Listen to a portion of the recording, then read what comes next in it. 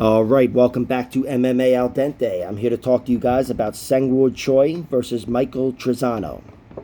This is, I think, the second fight of the night, and it's a close one. Trizano is a plus 135 favorite. Choi is a minus 165 underdog. Choi is 5'11", so is Trizano.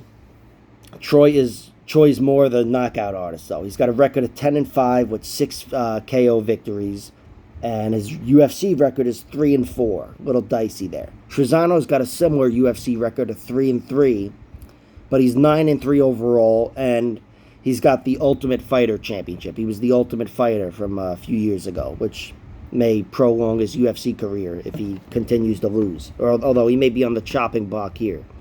So these guys both have been defeated inside the octagon. They've both been finished. Trizano was submitted by Grant Dawson in round 2 in a fight he was never really in. And he was knocked out by Lucas Almeida in round 3 in a fight he was absolutely in. But just Lucas Almeida proved to be durable and too powerful. And he found that sweet spot with a left hook, which Trizano also knocked down Lucas Almeida with a left hook. But anyway, and Trizano's other loss was a decision to Hakeem Dawodu. His losses, he's never really competitive in, or he's been dominated largely. But his wins are all tooth and nail, scratching and clawing for a split decision type of victory. He won against Joe Giannetti to win the Ultimate Fighter split decision, beat Luis Pena split decision, and beat Ludovic Klein via very close decision. And Trizano, he's a technical striker. That's his game. He's a very technically sound striker. Doesn't make too many mistakes. He's very risk averse, and I think overall his reluctance to engage has cost him, and his reluctance to wrestle too has cost him. He doesn't give you too much to think about, and against Choi he could run into trouble if he doesn't mix it up, because Choi is a similarly built 5'11".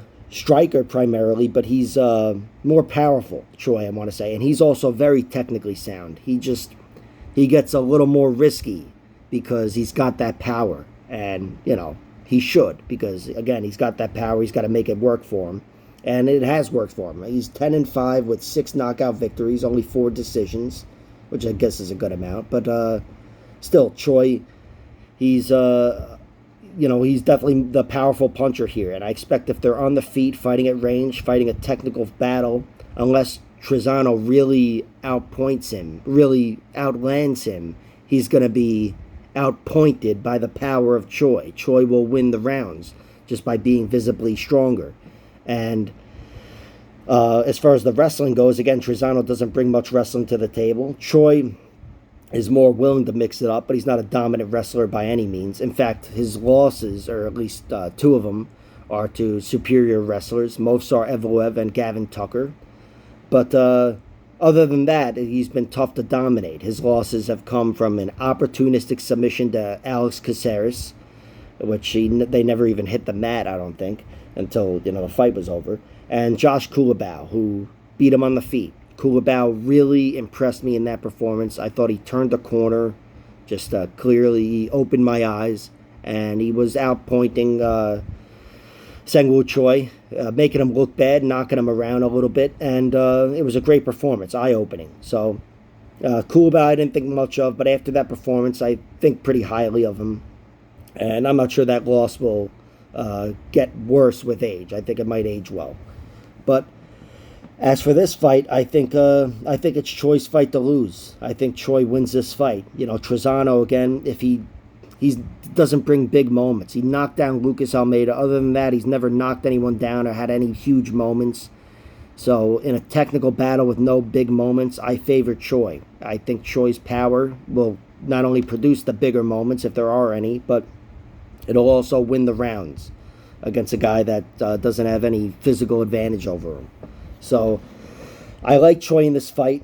My prediction is he wins. I guess I'd be inclined to say he wins a decision. But minus 165 is my bet for Seung Choi. I put that in a few parlays, and it's a nice enough line where I find it enticing. So we'll see what happens. But Until then, like, share, subscribe, all that horse shit, and check out my other videos.